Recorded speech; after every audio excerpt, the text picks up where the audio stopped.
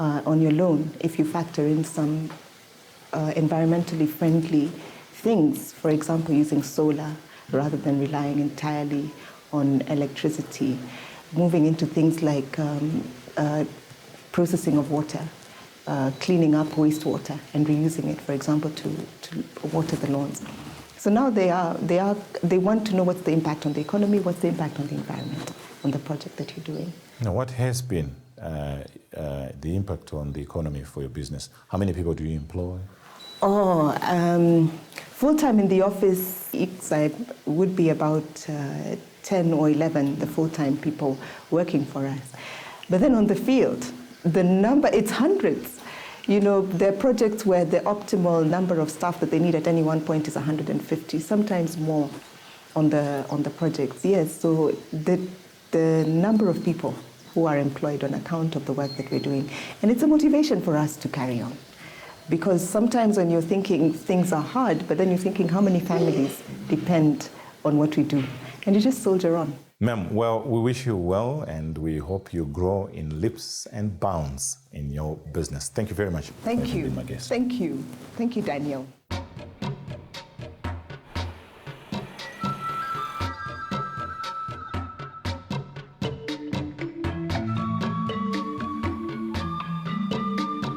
The Protea Hotel Group is well known in South Africa, but now in Kampala too. You'll also find a 4-star Protea Hotel in the upmarket suburb of Kololo. It's the first Protea franchise in Uganda. In 2006, Patrick Bitature, the owner of the hotel, approached the EADB asking for a loan of about $2 million to help build it. The hotel opened a year later and has 70 rooms, which boasts understated luxury. The hotel has proven to be very popular with businessmen, and the hotel has added a fully air-conditioned gym. There are also large conference facilities available. But apparently during the planning stages, the hotel really wasn't meant to be a hotel at all. Mr. Bitature, welcome to the program. Let's talk about this hotel as you started it, building it as a business. Very interesting. This hotel is about 3 years old.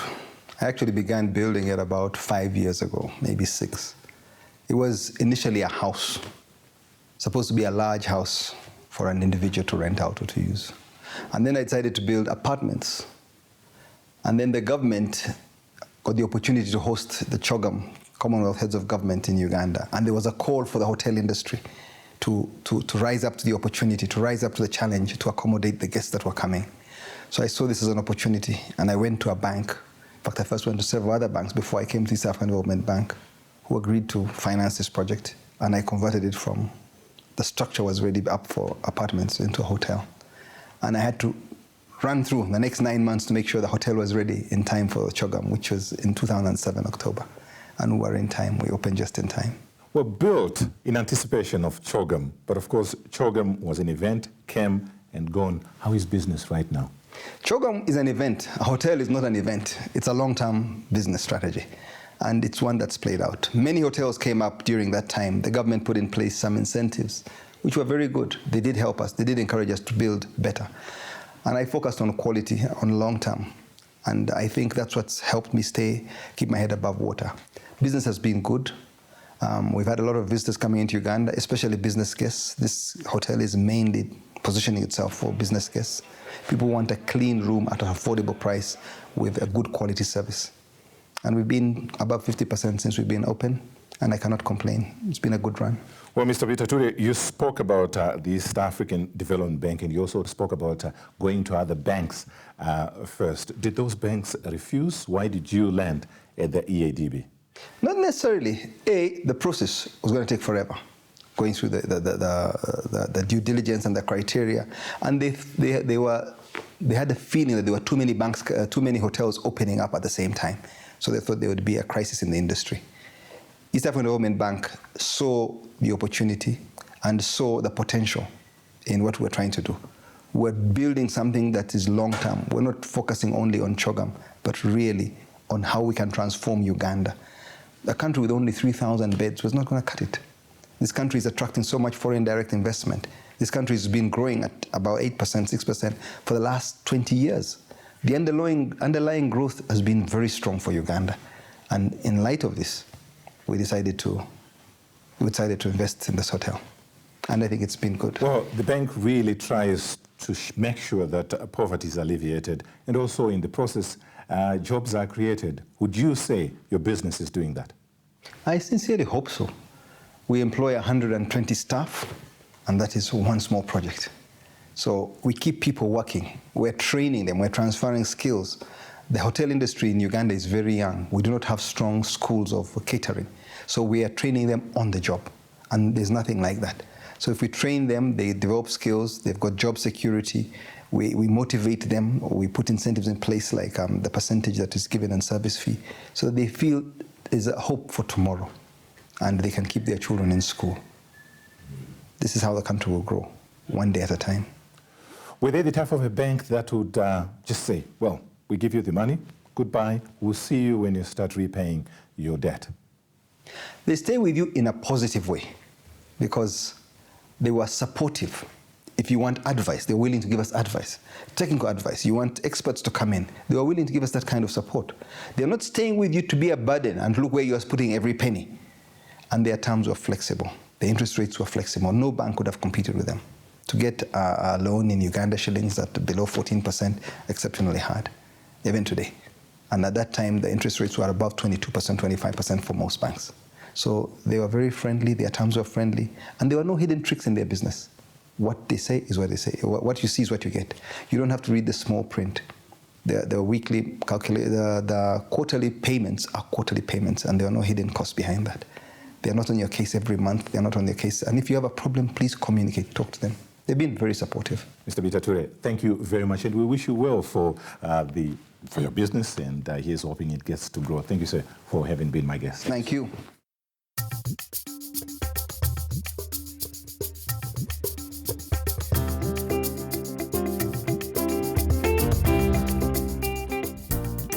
Educational institutions throughout Kenya have a good reputation. In the 90s, another tertiary institution started up, the African Nazarene University, but a university with a difference, one that wanted to nurture character, competence, and community. In 2004, they wanted to build a student center but needed a loan to finish it. They approached the EADB for $1 million loan. Today, that student center is used to celebrate important aspects of Kenyan life like the various cultures and traditions represented in Africa. This contest was enjoyed by students and contestants alike. Professor Leah Marangu says that she hopes the university will not only help the students, but also help grow the continent as well. Professor, welcome to the program, and you look very exquisite in your African attire. Talk to us about the beginnings of this university and why you thought it was important for the community. Thank you very much, and welcome to African Nazarene University. Our university was started in 1994, but really the vision of it started in the 80s.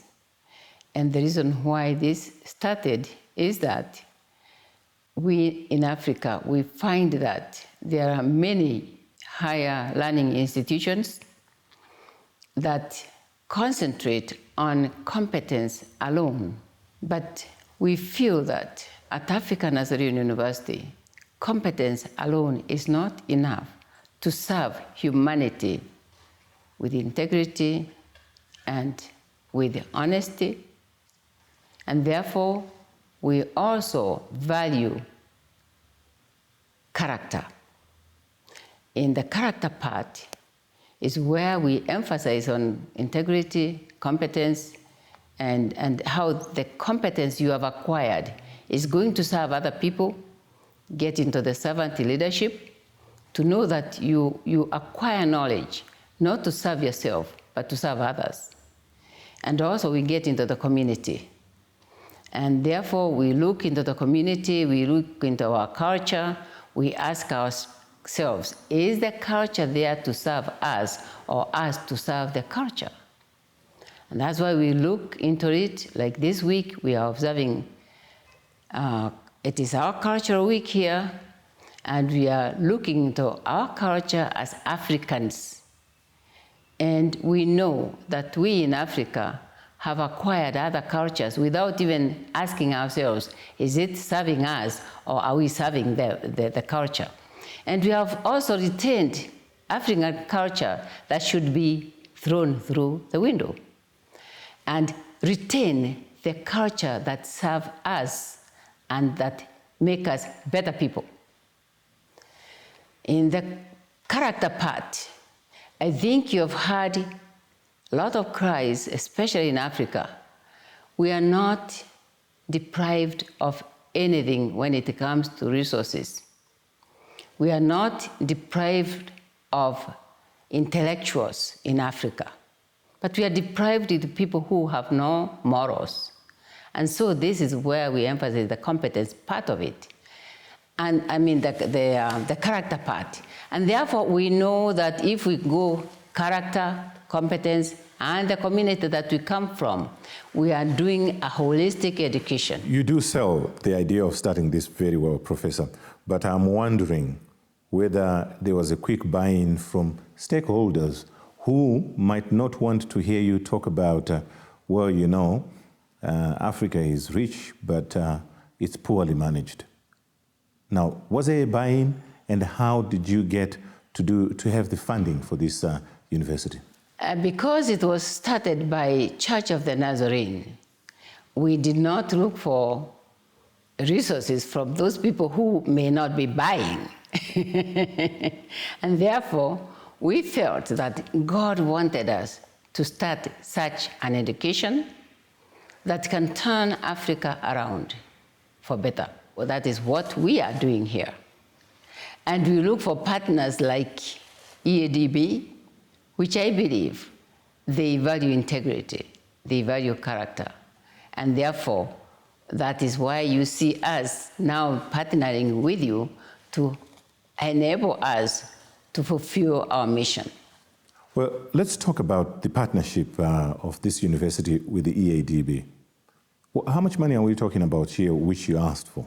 We started with EADB in 2004, I believe, and we are talking about looking for $1 million to assist us to finish a project that we started, which is a student center. That is why we are celebrating our culture today. And without it, it would not have allowed us to do the things we do for students. And so it came in very handy to assist us to finish our project. Why, Professor, did you feel the EADB was a better partner for you as opposed to commercial banks? Yes, we chose EADB because their terms were much kinder. They gave us grace period, and they also locked in our interest rates so that it was not going to be a yo-yo effect. And so it was a predictable terms we are getting into. And therefore, we felt that they are the better partners to work with. In ending, Professor, would you say that was the only reason? Or really, you thought they understood what you were trying to do? They do care for what we do, and they support us in terms of if we need any advice in managing our loan. They are very kind. Well, Professor, clearly good work you're doing here at this university, and we wish you well for the future. Thank you, ma'am, for that. Thank you very much. The commitment by the East African Development Bank to development, people, and companies with vision has resulted in many entrepreneurs having finance at the right time to grow their businesses. And as a result, the bank has played a crucial role in the economies of countries throughout East Africa. EADB Director General Vivian Apopo says that the next challenge for the bank is to help grow the region as a whole. Welcome to the program, ma'am. Talk to us about the early days of the East African Development Bank and what was its mandate then and whether that mandate has changed. Also talk to us on whether you are meeting that mandate. Thank you, Daniel. It's nice to talk to you again. The East African Development Bank commenced its operations in 1967. That was just soon after the member states, the original member states of the EAC, that's Kenya, Tanzania, and Uganda, attained their independence. And they felt that they would need a bank that would be sensitive and perceptive to the nascent industry within the member states. And so they got together and formed the East African Development Bank, which was following the model of the African Development Bank that had been established 4 years earlier. Essentially, the mandate of the East African Development Bank at inception was to provide long-term funding in foreign currency for the growth industries. At that time, it was not very easy for entrepreneurs who were just starting to get the necessary foreign currency to procure equipment and other inputs. So the East African Development Bank was established for that purpose. It was also established to provide equity investment into government-led parastatals, particularly in the agriculture sector and in the tourism sector. And the bank has played its role in that regard over the years. In the mid-80s and early 90s, it was felt that there was need to promote smaller businesses, which would then develop into a critical mass within the community in providing employment, in providing technical skills, and in also just spreading the entrepreneurial skill throughout the community. And so the bank started to finance smaller projects than it had before, working with entrepreneurs who are starting up greenfield projects, providing them with the necessary technical assistance when it was required. And we have seen those small businesses that were started in the 80s now grow into regional multinationals, some of which you have spoken to in the last 2 or 3 days.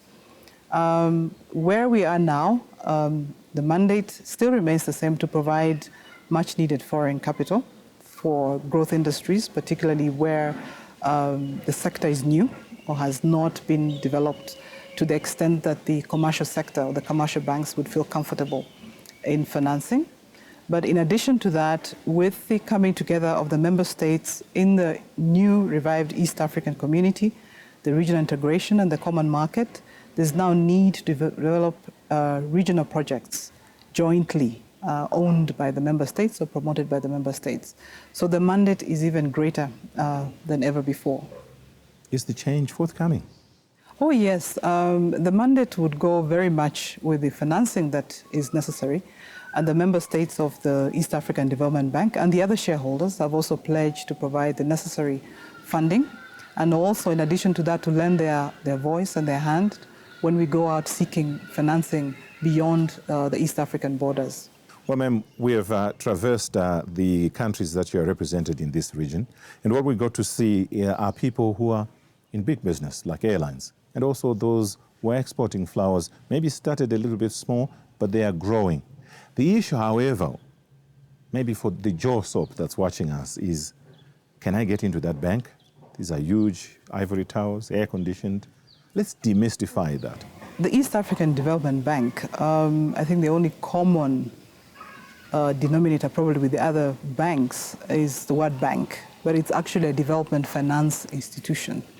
It operates rather differently from your conventional bank in that our mandate requires us to go out and to work with businesses and entrepreneurs wherever they are and to team up with them at whatever stage of development that they are in.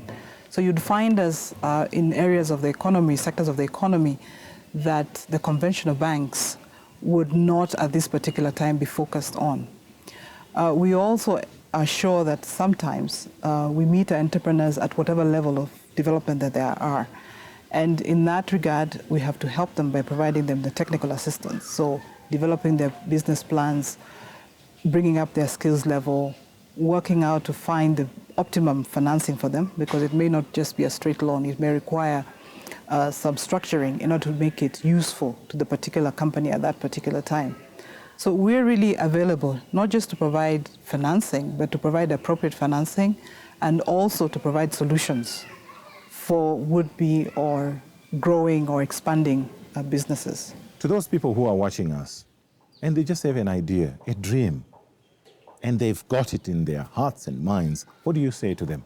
Then I would say, put your idea on paper, Or if you're not ready to put it on paper, come and see us and talk to us. Let's listen to you, and we'll help you put it on paper. If we can't do it because of the technical skills that are required or the kind of background that is required for that sort of project, then we'll point you in the right direction, and we'll work with you until your idea begins to come to fruition. Do they have to be educated?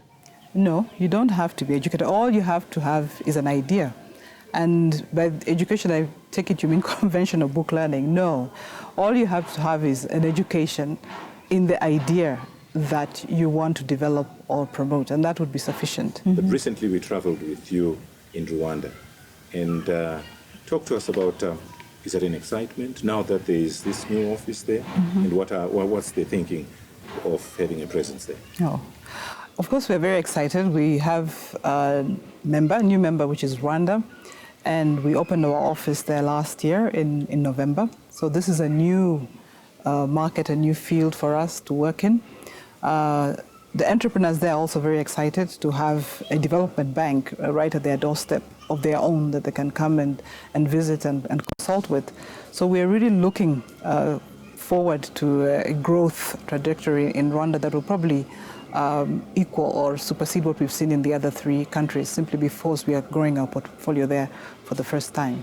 Well, ma'am, you are at the helm of this bank, and they say new brooms do sweep clean. Talk to us about where you want to take this bank. And of course, you spoke about now having maybe another mandate of being told to build big infrastructure. Your vision? This bank is poised to really take a critical and leading role in the integration of East Africa.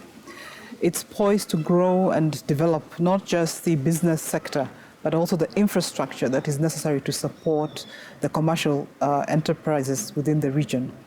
And I see the bank being at the forefront of not just developing those projects, but also getting the financing that is required.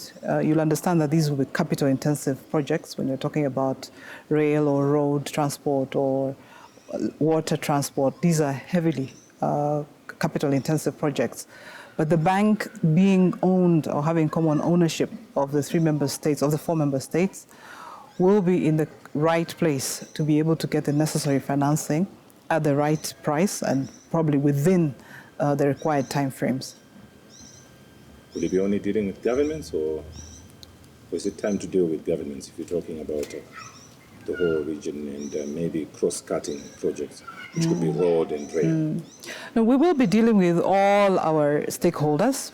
The bank has always had dealings with the government, with state-owned enterprises, and also with the private sector. But in order to be able to finance capital-intensive projects, it's always probably a practical solution to combine the two, which is get some contribution from the public sector through government or state-owned enterprises, and also purely from the private sector. So I think that going forward, there'll be more of a synergy created in the transactions that we bring to the market, or the transactions that we put together, where we'll see participation by the public and the private sector. Well, ma'am, thank you very much for having been my guest. We hope you continue to build those building blocks for integration in East Africa. Thank you, ma'am. Thank you very much for the time. Thank you. And the bank's message is that they stand ready to ensure that East African countries are able to improve their economies to the benefit of all.